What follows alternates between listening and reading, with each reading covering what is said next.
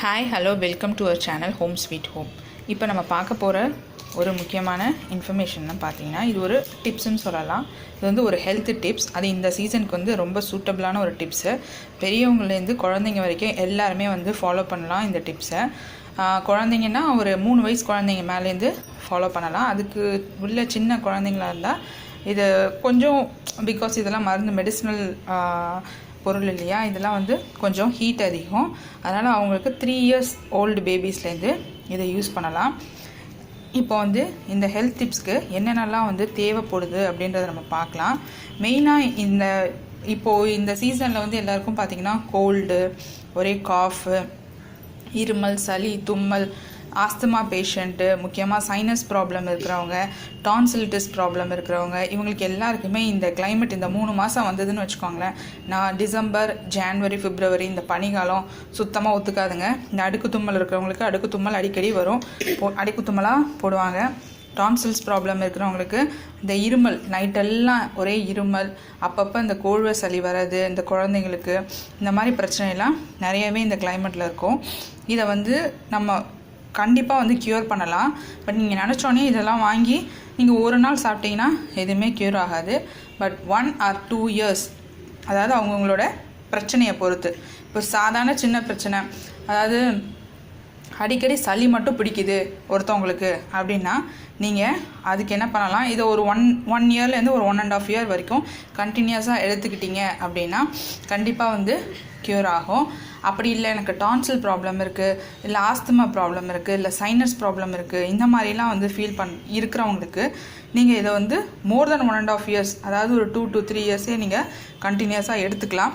நீங்கள் ஃபஸ்ட்டு ஒரு 48 டேஸ் எடுத்து ஒரு 2 டேஸ் நடுவில் ஒரு பிரேக் விடுங்க. அப்புறம் திரும்பவும் அதை கண்டினியூ பண்ணுங்கள். இந்த மாதிரி சாப்பிடுங்க. இந்த மாதிரி சாப்பிட்டு வர கொஞ்ச நாள் என்ன ஆகும், உங்களுக்கு அந்த சளி பிரச்சனை, தலையில் இந்த நீர் கோர்க்குற பிரச்சனை, அடிக்கடி இந்த அடுக்கு தும்மல் வருது, இந்த டான்சில்ஸ்னால அடிக்கடி இந்த இருமல், இந்த தொண்டையில் இருக்கிற அந்த சதை வந்து நல்லா பெருசாக வளர்ச்சி அடையிறது, இது எல்லாமே வந்து நீங்கள் குறையிறத கண்கூடாக பார்க்க முடியும். இது ஏன்னா நானே வந்து என்னோடய ரியல் லைஃப்பில் வந்து என் குழந்தைங்களுக்கு கொடுத்து நான் அனுபவப்பட்டதுனால சொல்கிறேன். ஃபஸ்ட்டு இதுக்கு தேவையான பொருள் என்னன்றது பார்க்கலாம். இதை எப்படி இது வந்து ஒரு பவுடர் ஃபார்மில் ரெடி பண்ணி வச்சுட்டு டெய்லி கொடுக்கணும் குழந்தைங்களுக்கு. இது என்னென்ன தேவைப்படுதுன்னு பார்க்கலாம். இதுக்கு வந்து கண்டங்கத்திரி ஒரு 50 கிராம், மிளகு 50 கிராம் எடுத்திருக்கேன், சுக்கு பவுடராகவும் வாங்கிக்கோங்க. அப்படி இல்லைன்னா சுக்கு பீசஸாக தான் கிடைக்கிது அப்படின்னா ஒன்றும் பிரச்சனை இல்லை. 50 கிராம் எடுத்து தோல் மட்டும் நீக்கிக்கோங்க. அதுக்கப்புறம் ஆடாதோட பொடி 50 கிராம், தூதுவளை பொடி 50 கிராம்ஸ், அப்புறம் இங்கே துளசி பொடி, வெறும் துளசி பொடி கிடைச்சாலும் பரவாயில்ல, கருந்துளசி பொடி கிடைச்சாலும் பரவாயில்ல, எது கிடைச்சாலும் பரவாயில்ல, 50 கிராம்ஸ் வாங்கிக்கோங்க. இதுதாங்க ப்ரொப்போர்ஷன். இப்போ இதில் இந்த மிளகு மட்டும் பார்த்தீங்கன்னா நீங்கள் வந்து ஒரு 40 கிராம் சேர்த்தா போதும். 50 கிராம் சேர்க்கணும்னு அவசியம் இல்லை. சம்டைம்ஸ் குழந்தைங்களால வந்து ஒரு காஃப், அவங்களுக்கு வந்து இந்த ரொம்ப காரமாக இருந்தது அப்படின்னா சம்டைம்ஸ் வந்து அவங்க சாப்பிட மாட்டாங்க. ஏன்னா சுக்கு வேற போடுறோம், சுக்குலேயும் கொஞ்சம் காரம் இருக்கும். ஸோ இதில் வந்து ஒரு 40 கிராம்ஸ் மட்டும் ஆட் பண்ணிக்கோங்க. இல்லை குழந்தைங்க காரம் வந்து தாராளமாக சாப்பிடுவோம், ஒரு 5-6 வயசு குழந்தைங்களுக்கு மேலாம் தாராளமாக சாப்பிடுவாங்க அப்படின்னா 50 கிராம்ஸையும் தாராளமாக ஆட் பண்ணிக்கலாம், ஒன்றும் பிரச்சனை இல்லை. இந்த 6 பொருள் தான் இதுக்கு வந்து முக்கியமான இன்க்ரீடியன்ட்ஸ், பார்த்துக்கோங்க. இப்போ இதை வந்து ஒரு பவுடர் ஃபார்மில் ரெடி பண்ணோம். இது எல்லாமே வந்து நாட்டு மருந்து கடையிலே பவுடராகவே கிடைக்குதுங்க. இது எல்லாத்தையுமே அப்படியே என்ன பண்ணிக்கோங்க, மிக்ஸ் பண்ணிக்கோங்க. 50 கிராம்ஸ் இந்த பவுடராக இருக்கிறது எல்லாத்தையுமே அப்படியே மிக்ஸ் பண்ணிக்கோங்க. இது எல்லாமே நான் பவுடராகவே வாங்கிட்டேன் நாட்டு மருந்து கடையில். இப்போ இது 2 மட்டும் பவுடர் பண்ணிக்கணும். மிக்சியில் போட்டு நான் பவுடர் பண்ணிவிட்டு எப்படி இருக்குது அப்படின்றத உங்களுக்கு நான் காமிக்கிறேன்.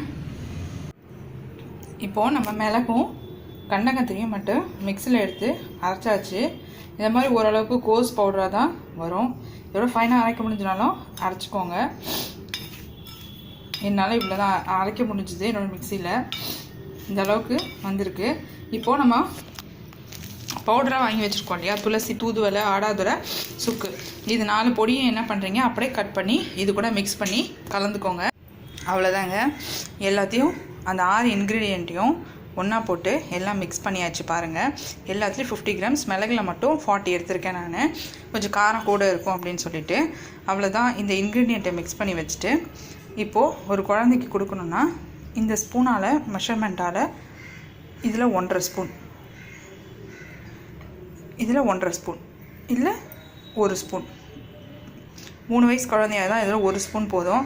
5லேருந்து 6 வயசு குழந்தையா இருந்தால் தாராளமாக 1.5 ஸ்பூன் கொடுக்கலாம். ஒரு நாளைக்கு ஒரு வேளை கொடுத்தாலே போதும். இதை எப்படி கொடுக்கணும்னு பார்த்தீங்கன்னா, இதை ஒரு கிண்ணத்தில் எடுத்து வச்சுட்டு ஒரு ஸ்பூனோ 1.5 ஸ்பூனோ அதில் கொஞ்சம் தேன் விட்டு நல்லா கலந்துக்கோங்க. நல்லா ஃபுல்லாக தேன் விட்டு மிக்ஸ் பண்ணிவிட்டு அதுக்கப்புறம் அப்படியே குழந்தைக்கு கொடுங்க. நான் இதை தேன் விட்டு எப்படி மிக்ஸ் பண்ணி கொடுக்குறதுன்றதை உங்களுக்கு காட்டுறேங்க. இதை ரெடி பண்ணி வச்சுட்டு இந்த மாதிரி நல்ல ஒரு ஏர்டைட் பாக்ஸில் போட்டு நல்லா க்ளோஸ் பண்ணி வச்சுக்கோங்க. டெய்லி இதை காலையில் குழந்தைங்க பால் குடித்ததுக்கப்புறம் கொடுக்கலாம். இல்லை அப்படின்னா ஈவினிங் குழந்தைங்க ஒரு 4-4:30 மணிக்கெலாம் பால் குடிப்பாங்க இல்லையா, குடித்ததுக்கப்புறம் இந்த பொடியை கொடுக்கலாம். பிகாஸ் இது கொஞ்சம் ஹீட் இல்லையா, ஸோ பால் குடிக்கிற நேரத்தில் கொடுத்தீங்கன்னா கொஞ்சம் நல்லாயிருக்கும். நீங்களே வந்து இதை கொடுத்து பார்த்துட்டு பாருங்கள். ஒரு மாதம் கழித்து உங்கள் குழந்தைங்களே வந்து சளியெல்லாம் உள்ளே இருந்ததுன்னா அதுவாக தானாக வெளியில் எடுத்துகிட்டு வரும். ஒன்று மூக்காலேயோ வாயிலையோ இல்லை மோஷன் வழியாவோ கண்டிப்பாக போகிறத நீங்கள் நல்லாவே நோட்டீஸ் பண்ண முடியும். இதை ரெகுலராக கொடுத்துட்ருங்க, நல்ல ரிசல்ட் கிடைக்கும். இப்போது நான் தேன் போட்டு குழச்சி வச்சுருக்கேன். இது நான் வந்து ஒரு 2 குழந்தைக்கு கொடுக்கறதுக்காக வச்சுருக்கேன். பார்த்துக்கோங்க. இந்த மாதிரி தான் தேன் போட்டு இந்த மாதிரி பேஸ்ட் மாதிரி ஆக்கிட்டு குழந்தைங்களுக்கு எடுத்து அப்படியே வாயில் நாக்கில் வச்சிட வேண்டியதான்.